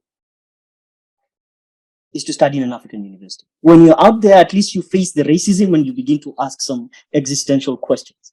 When Africa, you think, everything is what the Westerners say is right. The textbooks talk about say my last class, we were discussing the subjectivity of subjects of international law, non-state actors, armed groups, and in IHL. The textbooks say Al-Qaeda. I say, no, let's discuss Al-Shabaab. Say, why Al-Shabaab? Al-Shabaab cannot be a subject of international law. No, we must study Al-Shabaab, not Al-Qaeda, because it's home. And anyway, so in that kind of, when I think of the overwhelming westernized Eurocentric information that's available to students in Africa today, I ask myself, and I thank the gods, to high heaven, for the Ngugi Akivaga revolution, because I did my bachelor's degree in education and literature and English, literature and linguistics, and in our literature classes, I bet you I never, except once, did I, in a 4-year degree course, have to study a non-African literary book or poem. Never. In fact, our complaint, our fight then, was that we are on a staple diet on Ngugi wa Thiong'o and Chinua Achebe. Every semester, 4 or 5 books. We were tired of Anthems of the Savannah 3 times. And we wanted to read new literatures. We wanted to read, at that time, Binyavanga Wanaina had just come up, and with his first book. So there was a new wave of African writing at the time. This was 2001, 2002. And what I'm trying to say is that it gave us a glimpse of this idea that you can be well prepared as a scholar without having to be required to study Western texts. By saying that, if I read, and so for international law, if I read the state practice of Singapore, of Kenya, of South Africa, I know I can see enough to teach me everything about international law. And so I think that probably could be kind of like my humble response about what could be. If we could not really, okay, so I was wondering about this idea you said, the sovereign alien. And the first time I saw that phrase, it reminded me of this book by Lord William Rees-Mogg, who is a conservative stalwart in the UK, who co-authored this book on sovereign individual. I was like, what? I wager Prof Anghie is not that right-wing, but let's hear him out. But then I think the idea of the sovereign alien, if we flip it into this silence and say, now we are the ones viewing the Eurocentric view as the alien, as the sovereign alien, then it allows us to continue on your line of thought and then construct this history that is true to historiography, to construct a TWAIL that responds to our need to understand ourselves, and an international economic law that fulfills Fanon's expectation. That would be my comment for now. Thank you. Great. Thank you so much. Thank you so much, Humphrey. Very useful and clearly very inciting comments. There are tons and tons and tons of questions that I'm sure people would want to ask. Humphrey, if you could please stop sharing the screen. Thank you. Yeah, so at this point, this is where the actual discussion begins. So if you have any question at all, kindly just raise your hand kindly just put your hand up. Great. I see the hands being raised at this point. Kindly put your hand up. And then what I'll do is I would mention about 3 people first. We'll take their questions in a row. So when I mention your name, you just unmute yourself and then you ask your question or you give your comment. And then the next person also does same for our guest lecturer to respond to. Then afterwards, we'll take another batch of questions. So please, you're encouraged to raise your hands. And at the same time, you can equally type in the chat box if you are more comfortable with that. Great. So I think we can start off with Parvati and then we move on to Harrison. Yes, Parvati, please go on. Thank you so much to Professor Anghie and Mr. Sipalla. This was brilliant, absolutely enlightening. So thanks a lot. So I'm working on the concept of protection and the history of protection, and the alien is a very important part of my study. So I was curious, Professor Anghie, when you talk about the alien, the alien also existed in various different forms. So I'm wondering how you, in the historic times, especially the 16th century, 17th century, like where does the infidel appear in your story? Because the alien was not such a derogatory term at the time. I mean, the alien was actually referring to the Europeans who were not part of the polity. So it was the Germans and the French and the Spanish who were aliens, who could even become subjects. But the infidels had no scope. I mean, they were just way beyond. So I'm wondering how you tie that into the story, because also the Magna Carta speaks of the alien, but of the alien merchant, of the person that they want to welcome. So I was just wondering where it figures in your story. Thanks. Right. I think we can take Harrison as well. Harrison, please go on before Prof comes in, so he can take both questions at the same. Thank you, Gertrude. Thank you, Prof Anghie. Thank you, my good friend Sipalla. I would have wanted this to go on and on and on and on the whole day. I mean, I could spend just listening to you and enjoying the knowledge, that was flowing here. So I really, really appreciate both your presentations and Humphrey's reflection. So I was born on the cusp, I could say, a few years before the 21st century began. I know some people who are my students are definitely born in the 21st century. So when we hear something about the 16th century, it is really far away from us. Sometimes we really struggle. 16th, even 19th is so many years ago. So when 16th, when 16th century is mentioned, it's sometimes even beyond our level of thinking. How did the world look like in the 16th century? I know some people here whom sometimes we refer to, as digital immigrants, can think about it. But the ones who are younger, the digital natives, are struggling with, that sense of history. So, and that is the reason why my question is, very much 21st century. We have Russia that has just in this year now, it's very recent, gotten into Ukraine in what everyone describes as aggression. And there's 2 recent blog posts that have been written, incidentally, one by a scholar who I would say is from the Global South, and one by a Western scholar.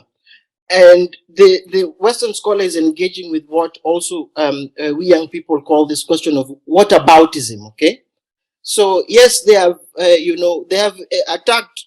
The Russians have attacked Ukraine, but we TWAIL scholars are saying, but what about what about Iraq? What about Vietnam? What about all of this? Why aren't we so much disturbed about what about all of this? And the response might be, it's not a good argument. 2 wrongs don't make a right. I wonder where you and Humphrey stand on this whataboutism question, because it is here with us, and we might want to hear what you would say about it. Thank you very much.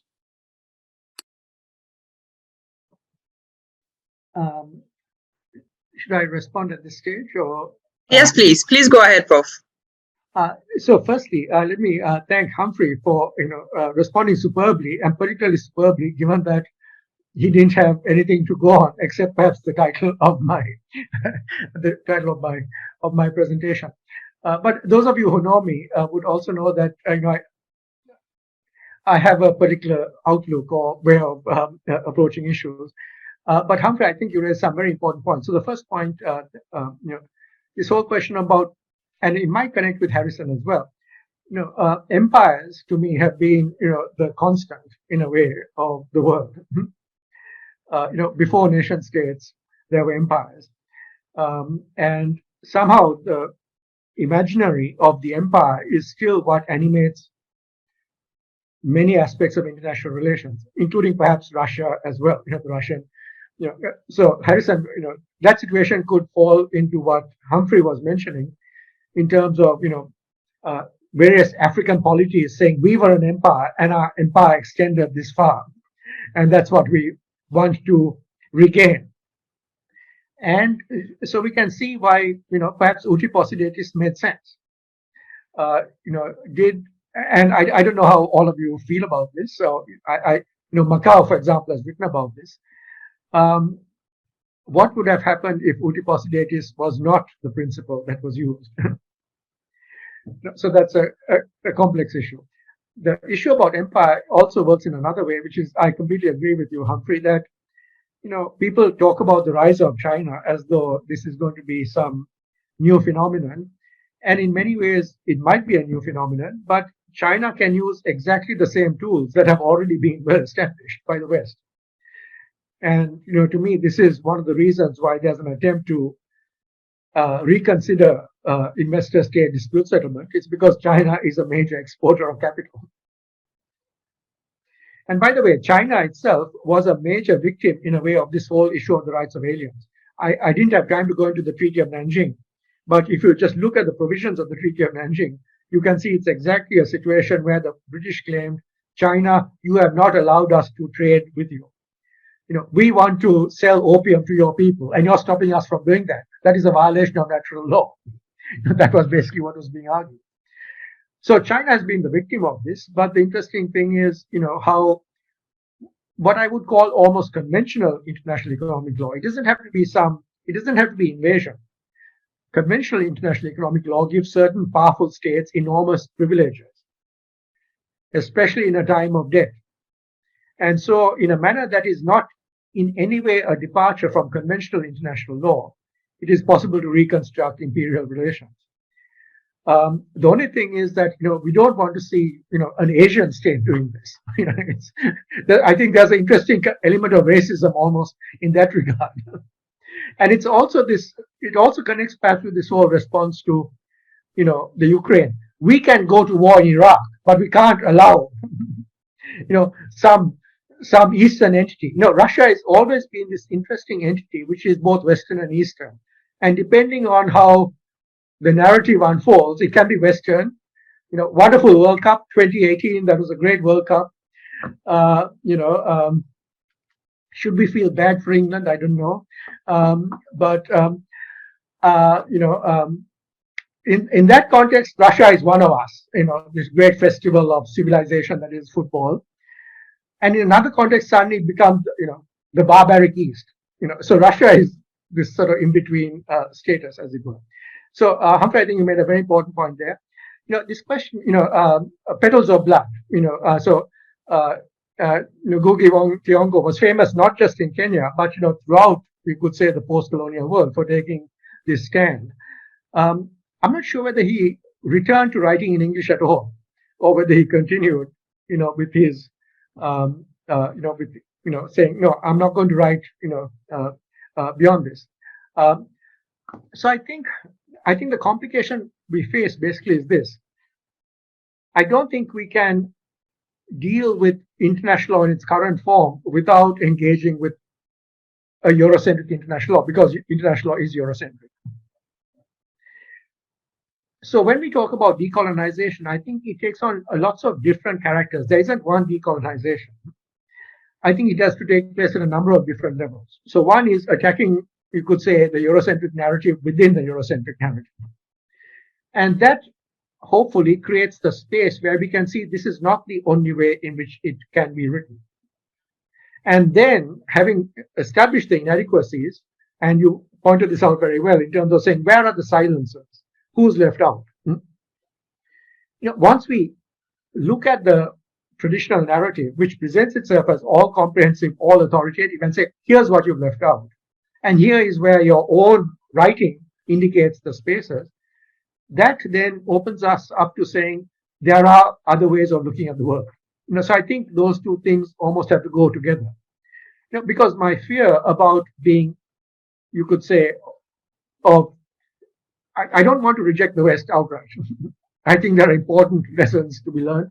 For example, in Asia, the whole idea of sovereign equality wasn't a part of most Asian traditions. Equality was not a part of most of the political systems that were in place for centuries here. It was always hierarchical. I think the idea of equality, even though it was never fulfilled, the idea itself, even though it might have been presented hypocritically, is an important idea. So I think we have to try and think about what works and what doesn't in that particular context. I also think we also have to be equally critical of any return to what we might call indigenous systems or indigenous ideas. I think we have to be equally critical of those. I think we can imagine many countries which have turned to a sort of fundamentalist version of the past, and which have used that idea of the past to do things which I find, very disturbing. So I think we need to have this, to engage in all this in sort of multiple levels, as it were. We don't want to be equally provincial, as it were, in that regard. So I think decolonization takes on different forms, and it's got to work on different fronts. We might even take the position that international law doesn't matter. That's fine as well. But if we do think that international law has some role to play in the world, then I feel we can't but engage with it, and then we are engaging with a Eurocentric narrative, even if it is to be critical of it and to show its shortcomings, and perhaps to try and revive what is good about it. It's interesting. So many of our TWAIL colleagues are working as special rapporteurs in the UN system. Okay, so then what should our position be about that? Should we say human rights, it's essentially Western? Or should we say, and so therefore it's something that we should be very cautious about? Or should we say it's something we should still try and connect with and work with? I don't know what the answer to that is, but I simply present that, as a question here. Okay, lots more questions, so we should move along. But I should move along. I should be pointing this out to you. Parvati, the question of the infidel. So what I think is fascinating is, I mentioned the slave. So there's so much going on about lots of different personalities being at play, and we find this even in Victoria. He tries to compare the Indians to all the should we think of them as barbarians? Should we think of them as a people of unsound mind? That's another category, the disabled, as it were. Or should we think about them as being like the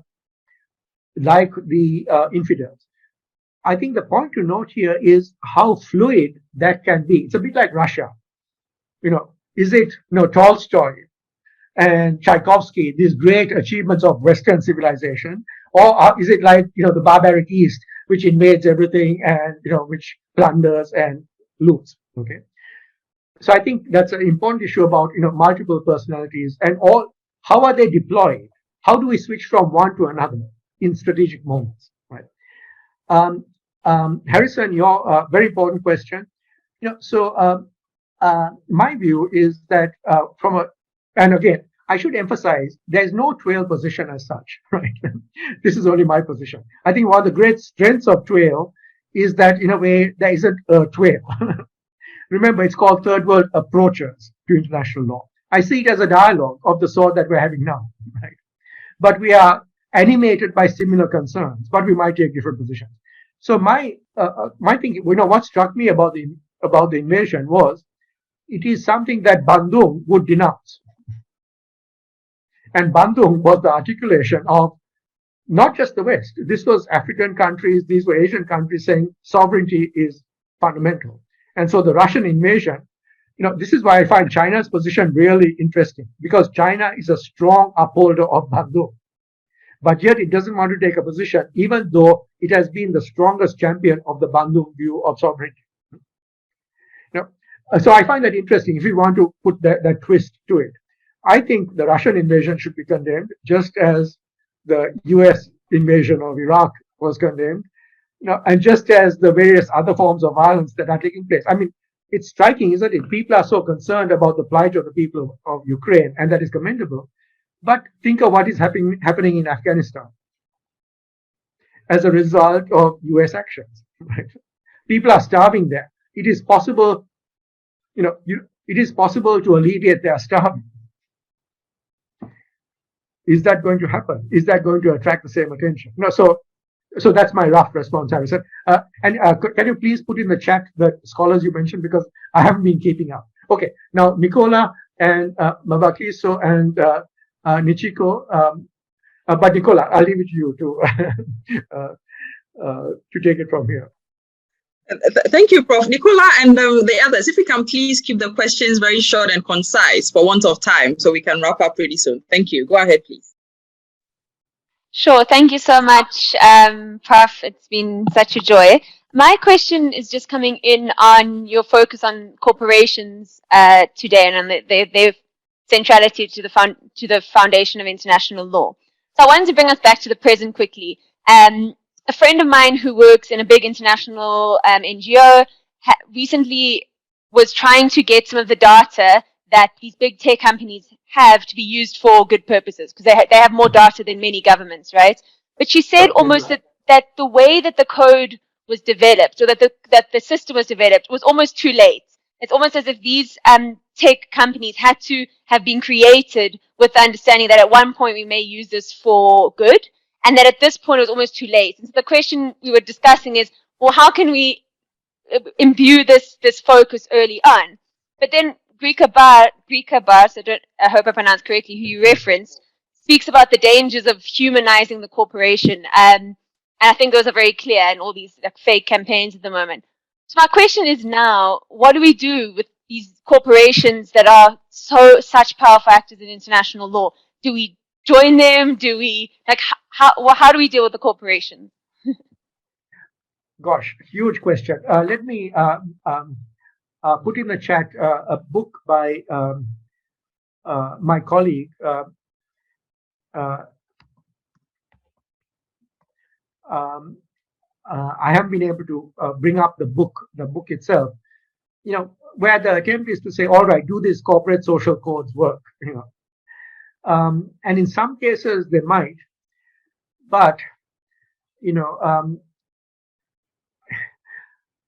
I go to again a fundamental inconsistency. James has written about this. Others have written about this. Why is it that something as simple as why is it that the state cannot sue the corporation on international law and the corporation can sue the state, right?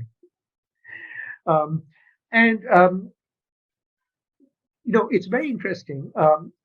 If we look at, to say that, and that, the same debate has played out in other ways.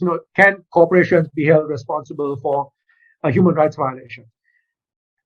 And the argument I would say is if human beings can be held responsible for massive human rights violations, violations of, crimes against humanity and so forth, why cannot corporations? In other words, we're not saying all, if at the very minimum, the argument is not all corporations are bad, but bad corporations should be subject to these strictures. What's wrong with that? Given that states themselves are subject to those limitations. That's what we're trying to do with Russia.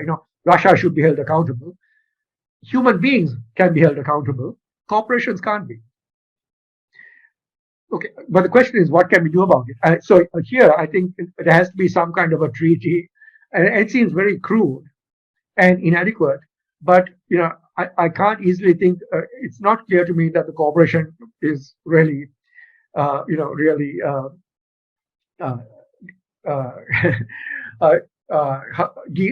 corporation is resisting any kind. Generally, corporations have been resisting any type of regulation, but there's been no real substitute. There are lots of discussions about shareholder activism and so forth. Please read Erica George's book. That might help. to see as far as we can go with this argument. Okay, sorry, next question. Yes, in Bakiso, you can go ahead with your question, and then Okay, Arnold, and then if Prof can go ahead and take both questions at the same time. Thank you. Okay, thank you very much. Apologies for my camera being off. I've actually got COVID, but I'm recovering. Thank you very much, Prof. I've cited your work a couple of times, and Afronomics for the great opportunity of having Prof over. It's such an honor and a blessing to have you. So my question is, post independence, a lot of African states entered into international agreements to claim sovereignty. And my question, and to become independent members and sovereign members of international organizations and ascertain their own sovereignty. But now, after TWAIL and after recognizing that there is a system of imperialism and that they don't necessarily have African governments' interests at heart, my question is, how do African countries reconfigure themselves in international institutions where they do hand over sovereignty in order to push their own agenda in systems which are inherently Western and don't have their interest at heart? What approaches or TWAIL approaches do we have to benefit African states? Sure. Great question, difficult question. I might simply say, please read the work of James Gathie. I mean, all the work which is being done on, how African institutions are emerging, and which take on a different character. It's not so much, so here I would almost say, it's an interesting discussion that we have here in Asia as well. Like, what is the status of ASEAN? Is it successful or not successful?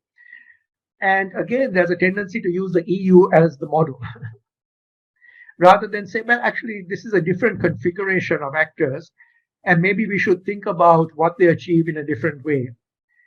So, it's a very, I'm sorry, Mabaki, so it's a very inadequate answer, but it's got to be, it seems to me, a change at a number of different levels. I think there's got to be a different internal dynamics.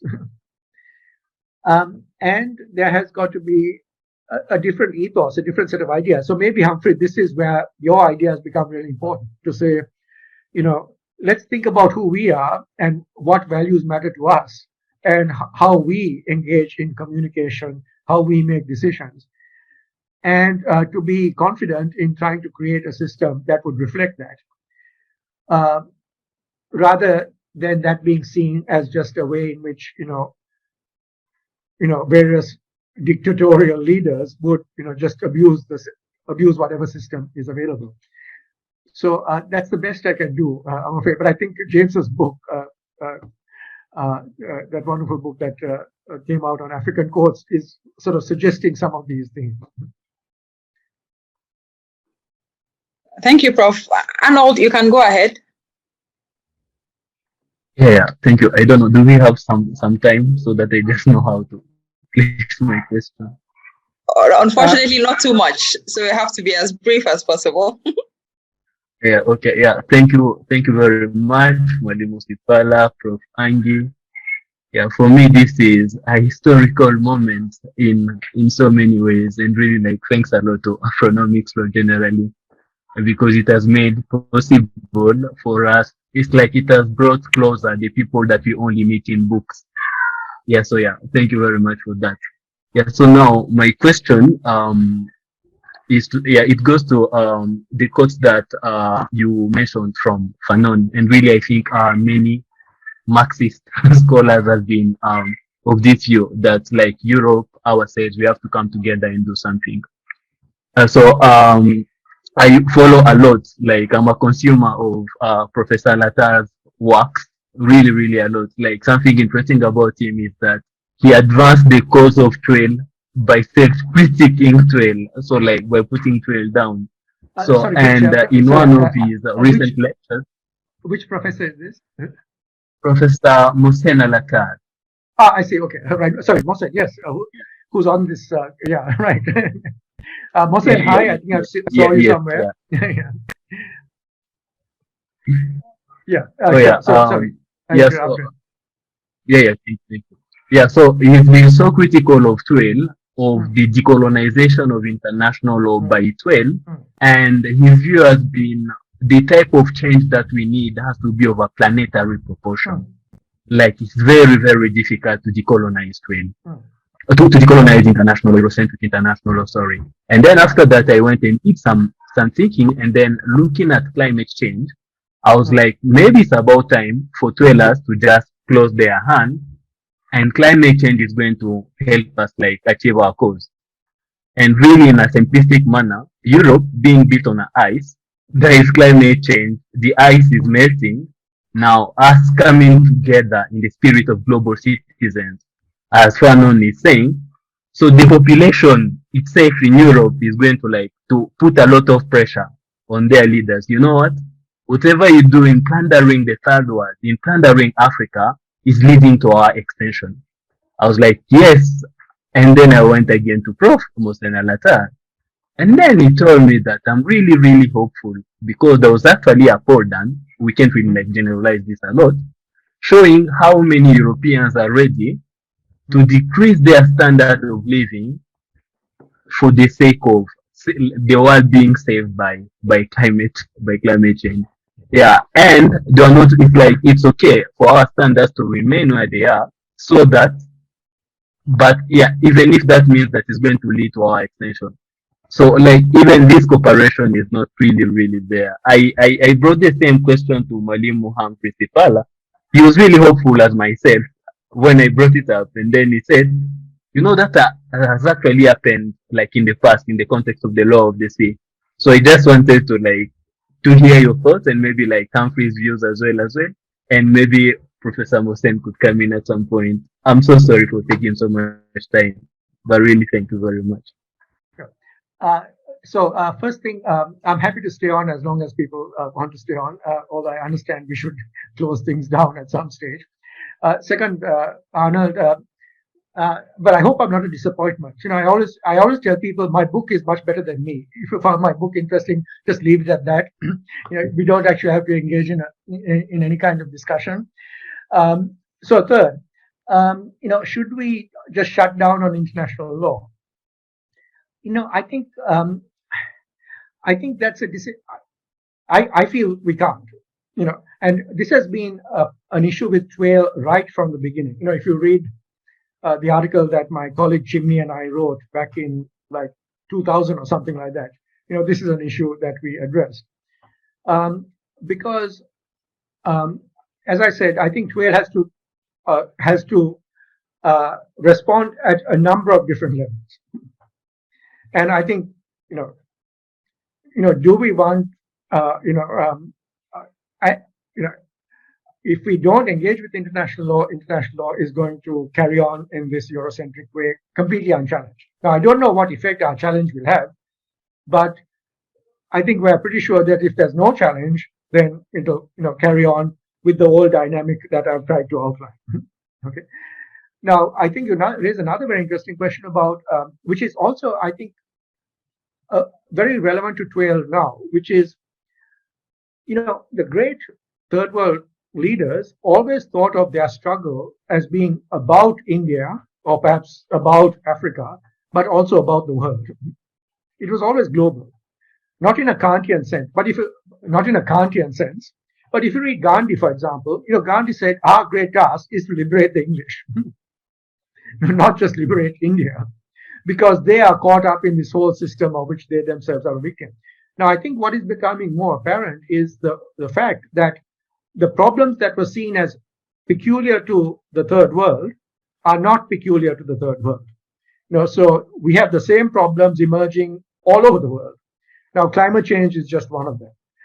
You know, you can see nationalism, you know, emerging in all these different ways. You know, before the idea was we are safe liberal democracies. You know, nationalism and racism exists somewhere else. That was never actually the case. But now it's so prominent even in the West itself that it can't be ignored. So here, what I'm trying to suggest in some of my more recent work is it is TWAIL that is universal, because here what we are doing is saying, you know, developing countries have gone through this and you are going through this as well. You know, massive inequality. That is a huge phenomenon in the West as well now. And the people in the West are responding. They themselves are resisting, and they are trying to rethink and reorganize. And, it's very interesting. I think, there are many in the West itself who are critiques of globalization and the inequalities created by globalization that are comparable in a way to, critiques of globalization that have emerged in the third world. Now, I would say that it is TWAIL scholars who have seen this problem much earlier. If you look at the writing of Upendra Bakshi, he saw how human rights can be, in a way, taken over by neoliberalism. He saw that much, much earlier than scholars are recently seeing it now in the West. It's almost a new discovery to some of those scholars. But Upendra Bakshi saw it. B.S. Chimney saw it, right? So this is why I feel what we should now do is to say, look, there's something valuable to be learned, not just in trying to understand the third world, but to understanding your own condition and the way in which global forces are actually at work here. B.S. Chimney said, it's not only the first world and the third world, it's the rich people and poor people. We should think about globalization in that way, and we should think about the environmental crisis in that way. Now, I should also say that this type of argument has been made in the past. That political change will lead to common sense finally prevailing and people understanding themselves to belong to one global world to which there need to be global solutions that are fair to everybody. Think of the pandemic. At the beginning of the pandemic, the argument was, now we'll understand that we are all one world, right? That did not happen. It did not happen because the basic structures of international law are fundamentally unequal. And if you think about, intellectual property, well, you could see how those inequalities that were entrenched in TRIPS then took on a massive significance. And so in a situation where we could have conceived of ourselves as being all one world, even rich people could get COVID, right? We can see how that didn't really take place, that we then started, that the old structures of power kept almost continuing to shape our imagination. So, Arnold, I hope you're right, but I'm also cautious in terms of how whether political change will make us all understand ourselves to belong to, a global community, a truly global community. But at the same time, I think we as scholars should keep pushing this idea and connecting in this way. So I do find it interesting and encouraging that scholars in the West are engaged with TWAIL. They're making important contributions to TWAIL. I don't see TWAIL as being just, for people in the South or those who came from the South. TWAIL is important for people to help them understand their situation wherever they might be. It may not be complete, comprehensive, entirely authoritative, but it does offer important ways of looking at the world. Sorry, I spent too much time there, but I think it was an important question. Thanks, Anand. Right. Thank you so much, Professor Anghie. There's been one question that has been in the chat box for some time, so we would want you to briefly respond to it. It's coming from Alston Amma, and this is a question. How can the application of international law constrain the escalation of the dispute over the South China Sea? Assuming that China were some Western power, such as the USA or Britain, would the global narrative still be portraying China as greedy aggressor and a power mighty country trying to colonize the seas? Sure. Did you get that? South China Sea, well, a very relevant question here.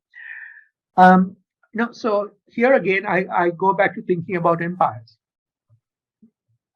And empires have a very expansive idea about their zone of security. And we can see that, the Monroe Doctrine, right? It was the United States which first made it an official policy in many respects. Now, the US, so I see China's approach as being very similar in a way to the US approach. This is our zone. Now, how can international law help? Well, there was a case that went before the tribunal, and a decision was made. China didn't attend. So we can see again that great powers are not happy about having issues being submitted to international adjudication. The United States and Nicaragua. So people criticize China, saying, "Oh, look at the fact that they didn't show up. That they are refusing to accept the decision." To me, it's no different from the United States. In Nicaragua, for instance. So I suppose. So the question is, I myself don't want to accept claims simply because they are made by powers that imagine themselves to be imperial. So I do feel international law does provide, in these circumstances, important limitations. We might even go back to Bandung and so forth, even though it might be fairly classic doctrines of sovereignty and so forth. So I think here, the situation is we should think about international law not just in terms of the hard enforcement of rules, but as offering a system of negotiation, a system of discussion, a system by which perhaps sub-agreements can be made, which can alleviate at least the big issues. The moment you say sovereignty, immediately there could be massive responses against it. But let's think about a different set of interests where there might be more cooperation and so forth. But that's the best I can do. We confront a fundamental question about great powers, and Gary Simpson has written a wonderful book about this, how great powers see international law in a different way. The fact that these great powers assume the form of sovereign states should not really, in a way, disguise us or lead us to think that these aren't empires. There are certain states that think of themselves as empires and behave in that way, even though they are sovereign states. And that's been a perpetual problem for international law. Fundamental principles of the UN Charter and so forth might still be useful, especially in terms of Chapter 6 and the peaceful settlement of disputes. I'm not sure whether I can say much beyond that in this regard. So we go back to some of the fundamental problems of international law and empire. Great. Thank you so much, Prof. Thank you for those responses to our questions. I would want to respectfully call upon Professor James Gathie at this point to share a few comments with us. I'm not very sure, but Prof, are you here? I'm here. Prof Gathie, great. Yeah, so I'll be very brief. Mine is to really thank Professor Tony Anghie, who I met as a graduate student with my suitcases, as he reminds me often. For this really excellent, important lecture. I know it's past 10 p.m. on Saturday night in Singapore, and yeah, you've been very patient, and this has been such an important lecture. Thanks to Humphrey Sipalla for your really insightful reflections. This Sipalla, by the way, doesn't make up for the TWAIL conference in Nairobi. So it's still going to happen. But this was really great. Thanks to Gertrude Ama for your really excellent moderation. To all the members of the academic forum who have been here. I know it's very expensive for you to be online for this long in many countries across Africa at this time. So we don't take that for granted. The amazing work that you have put together with Professor Omiunu to make this lecture series what it has become is something that you should be very proud of. And like I always remind you, you should preserve and safeguard this space and make sure that it continues. Another thing Professor Anghie reminds me of is that I think what perhaps might be different today than before is that third world lawyers did not connect and network like Western lawyers do. Western lawyers are very good. The reason that they've reached the commanding heights of international law is not an accident.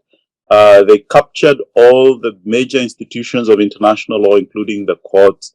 And that is why it is that we read more of the stuff that they produce, more than the stuff that is produced by scholars from the third world. So, I want to be very explicit that the goal of Afronomics law, the goal of the academic forum, is to produce resources like this, and this lecture is being recorded so that it can be a resource for teaching, for inspiring, for further research, in the very intentional effort to disrupt the knowledge production systems that flow from the global north to the global south, because we too produce international law. I think I can't overemphasize the importance of today's lecture. The whole idea of the Eastern Grocias, Professor Anghie, should be perhaps the title of yet another book, because it really turns on the head the way that international law is written. You've already done that in the past, but I think this is really important in the way that you center the history, especially of international economic law, bringing in the role of corporations, the rights of the open sea, the right to trade, the rights of self-defense, the rights to property. Perhaps the way to think, therefore, about our current moment in ISDS reform is not from the narrow perspectives that seem to be driving the debate, but by going back to the roots in the Eastern Grocias. And so I like the discussion very much. Sipalla brought in response to you when you mentioned Berlin, all the missing pieces, like the invitation that was extended to certain African sovereigns. And those are the things that I hope that the members of this academic forum, in moving this agenda forward, will continue to work on. There's tons of work. There are many people who support you here. I see Mohsen is here. I see many other people that are here that would be very, very supportive of all the wonderful research agenda that this is being set up. So I hope the academic forum will also pick up the challenge of putting the materials that have been mentioned here and in previous lectures in ways that are accessible to lots of people who would otherwise have too much trouble finding them. And so anyway, I don't want to go on forever. I'm very excited about this space. I'm watching this space, see what you all do. And thank you very much, everybody, for being here. We don't take everybody's attendance for granted. And like I said to the members of the academic forum, keep this moving, keep this alive, and sort of embrace that Fanonian challenge that both Professor Anghie and Sipalla spoke about. So back to you again. Right. Thank you so much, Professor Gathi. And I think Professor Gathi has really said it all.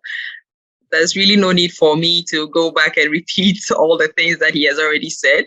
So on behalf of all of us here at Afronomics Law, I'd want to thank Professor Anghie so much for his time and the knowledge that he has shared with us. Equally, we also want to thank our discussant, Humphrey Sipalla, for the excellent commentary that he provided on Professor Anghie's lecture.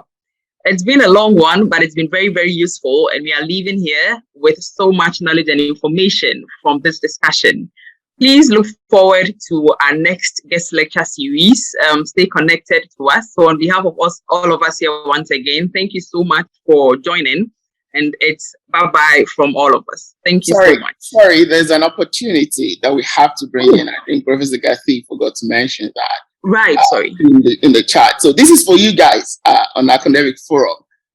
There's a Georgetown University call specifically for offering scholarship to members of the Academic Forum, to people to attend what would otherwise be an expensive event, a week online, sort of the one Professor Anghie and Siltrila did for us last year. So watch out for that. It goes live on our website in a couple of minutes. But again, thank you so much, everyone. And thanks a lot.